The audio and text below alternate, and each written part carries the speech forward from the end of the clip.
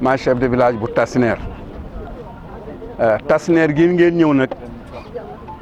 bi Mbouyit puisque xam ngeen ni Mbouyit moo doon centre économique bu Gandiol commerce bi yëpp foofu la daawoon di amee ñëpp foofu la daawoon di daje bi Mbouyit demee ba nga xamante ni xat na lañu indi benn bateau bu ñuy wax le stationnaire bateau français la woon moom moo daawoon di accosté fii moo doon assurer aussi presque traite atlantique bi xam naa Idriss dana si dellu si ak yéen dëkk bi turam boobu Tassinère mi ngi jóge si bateau boobu le stationnaire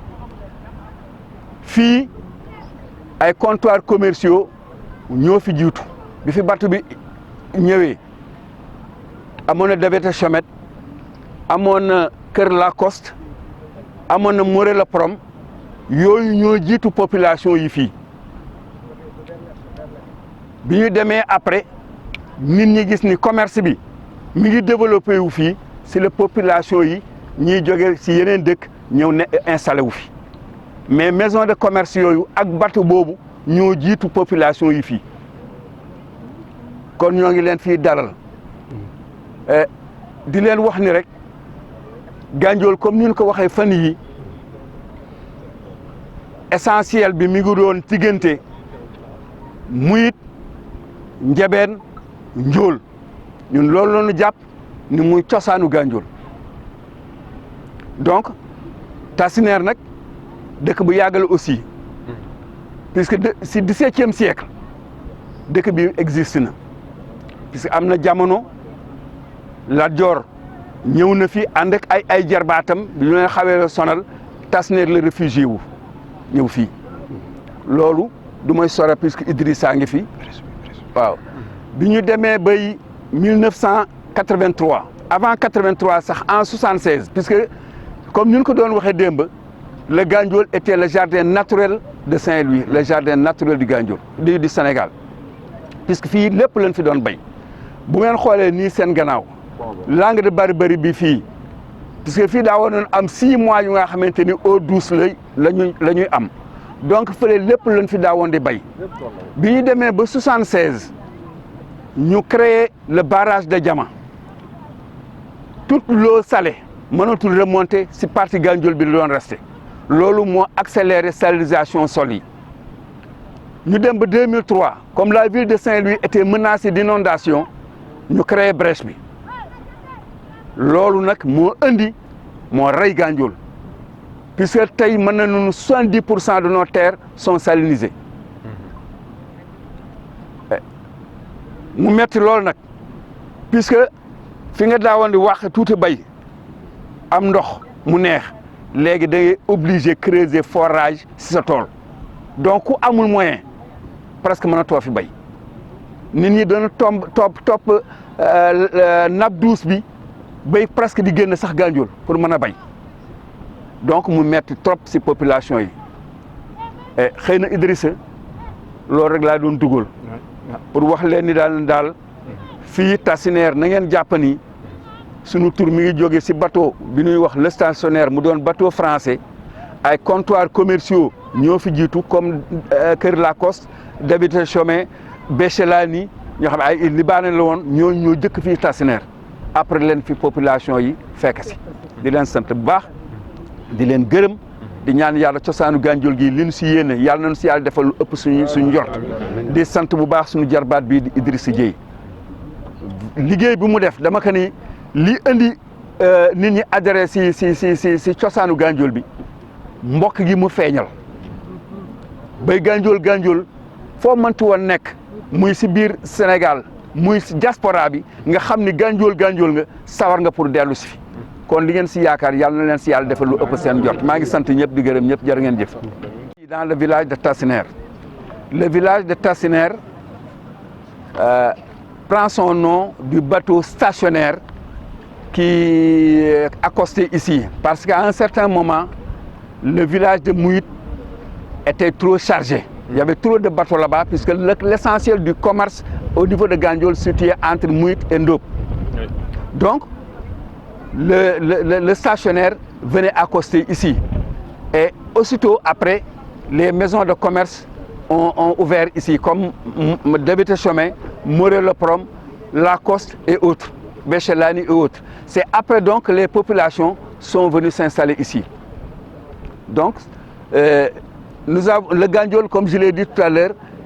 était le jardin naturel de Saint-Louis, mais surtout le jardin naturel du Sénégal. Puisque à Gandiol, on y cultivait tout.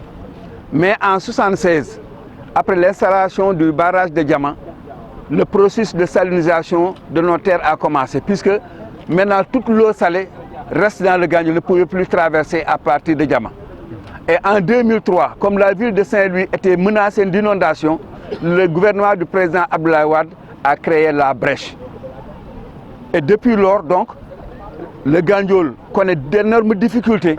puisque pour des populations qui vivaient de maraîchage, d'élevage, de pêche, puisque même la pêche a été très affectée. Il y a maintenant des variétés de poissons qui n'existent plus ici. Donc, c'est ce que je voudrais vous dire, pour dire aussi la fierté de nos populations de Gandiol, de recevoir la cérémonie du 198e anniversaire de la bataille de Safilem. Safilem a pris fin ici. C'est là où, puisque à un certain moment, quand les Français ont vu le nombre de Gandiolais qui arrivaient, puisque ce matin du 4 septembre, le Gandiol avait armé 1000 personnes, un millier de personnes. Et quand les Français ont vu le grand nombre de combattants gandiolais, ils ont laissé leur position pour se réfugier au bord du fleuve. Et c'est là où tout a été terminé. Les Gandiolais les ont massacrés ici. Mais le 3 septembre, c'était difficile pour nous les Gandiolais. Voilà. Avec la brèche, comme vous le remarquez, nous avons perdu un village, le village de Babadji. Mais aussi, beaucoup de maisons ont été affectées. Oui, ont été engloutis. Des murs sont tombés, des bâtiments sont tombés. Oui. Merci. Donc, nécessité de nous soutenir. Bon, programme de restructuration et de restauration Effectivement. Des moyens de subsistance. Parce que, comme nous l'avons donc, brèche, il y a un peu de Oui. Si nous avons dit, brèche, il y a un peu de comme nous l'avons dit. Parce que, comme nous avons dit, en réalité, nous avons dit que nous avons comme nous l'avons dit, nous avons dit le barrage du Diamant en 1976. Donc, ndox mu wax mi waroon jàll léegi dafay refoulé wu wàññeeku waat ci waa Gandiol de ce fait Gandiol yi seen suuf yi nga xam ne moom lañ doon bayee baykat yi soo xoolee coono bi ñu gën a daj mu ngi am depuis 1976 la commencé woon mais li ki gën a aggravé mooy li chef de village doon wax léegi mooy en 2003 bi ñu ubbee brèche bi nga xam ne ñaari situation yooyu muy barrage de Diamant bi ak brèche bi maanaam moom dafa rey définitivement économie Gandiol te dëkk boo reyee économie da ngay rey développement am. Donc loolu mooy li nga xamante ne dafa handicapé Gandiol ba tey suñuy mool yi suñuy mool yi ñi nga xam ne am nañu dex nun am géej mais mën na fi nappe. Gandiol yi ñoo ngi ba Casamance ñoo ngi ba Buur moo ngi ba Gambie pour lan kon wuti fu nu mën nappe. te alors que am nañu dex am nañu géej donc loolu day jaadu état bi jël si ay mesures yu idoine yoo xam ne yu urgente nag. Maanaam parce que question wu bël bi waru doon question ay Gandiol c'est une question de survie nationale parce que li si aju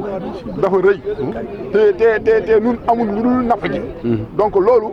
war nañ si jël ay mesures mais également suñu kër yi nga xam dafa daanu comme ni ko chef de village waxee waxuma sax duñ baaba jëy tamit ni mu demee mais village su Kër Bernard dafa dem ndox mi dafa nangu village yu Pilet Bar gii ñu nekk fi ñu woon jëm léegi ak Tasneer gi mu taxaw fii mu taxaw nii amoon na ay dëkkuwaay kër yi bari yi nga gis ni nii am na kër yoo xam ne ndox mi dafa nangu donc loolu aussi dafay jaadu mais état bi am ay programme d'urgence de restauration et de restitution de l'habitat et des moyens de subsistance parce que nag on en a besoin parce que Gandiol dafa victime si ñaari situation beneen bi mooy pour combler li ñu def si barrage Diamant bi ak si brèche bi nga xam dafa saliniser suñu terre yi nanu gën a gaawal le canal du Gandiolé canal du Gandiolé bi waa Gandiol noo ngi ciy jooy depuis ay années te nee nañu canal boobu su duggee maanaam waxuma biir Gandiol mais ñaay bi yëpp maanaam mën nañ fa génn li ñuy wax autosuffisance alimentaire au niveau national maanaam canal Gandiol bi su duggee Gandiol mën na dundal waxatuma sax Ndar mais mën na dundal fi nga xam ne moom mooy Sénégal donc politique boobu état su ko bëggee te ñu gis ni solution bi mu ngi fii si Gandiol donc état warul xaar nañu jël ay mesures idoines mais aussi nag Gandiol comme ni nga ko defee ni sa village nañ ci communiquer def ci li ñu ci war a dox ci li ñu ci war a dox jébbal ki ñu ko war a jébbal aussi nga xam ne tey ba lu fi xëy na toogaat ay at non seulement kër yi fi daanu woon yëpp dinañ leen wutal ay programme de relogement wutal leen ay dëkkuwaay am na fi kër yoo xam ne ñoo ngi si bor dekk ils sont menacés si seen borom amatuñu moyen pour mën a toxuwaat pour seen bopp donc ndax dañ fi yàgg donc loolu aussi état bi dafa jaadu mu ñëw ñu ngi ko defee yeneen dëkk yi mu xool programme social d'habitat ñu xool biir Gandiol naka la ñuy reloger waat ñi nga xam ne seen kër yëpp dafa daanu wala seen kër day waajal daanu parce que nga tëdd ba guddi jekk ndox mi jóg ñëw dugg si sa biir kër lu ne mën na si xaw doon nag fagaru moo gën faju bon nun waa Gandiol du ñu xaar ba lakkale dogo xoddilu ko déedéet dañuy jël suñu matuwaay dañuy jël suñu matuwaay interpellé alerté état Sénégal bi alerté jotee parce que fi mu taxaw ku ne gis na situation bi fi nekk donc loolu laa amoon ni ma doon yokk ci li chef de village loolu li koy wane mooy gis ngeen fii ngeen taxaw nii gis ngeen li ngeen taxaw nii bu njëkk Gandiol dafa tiimoon ndox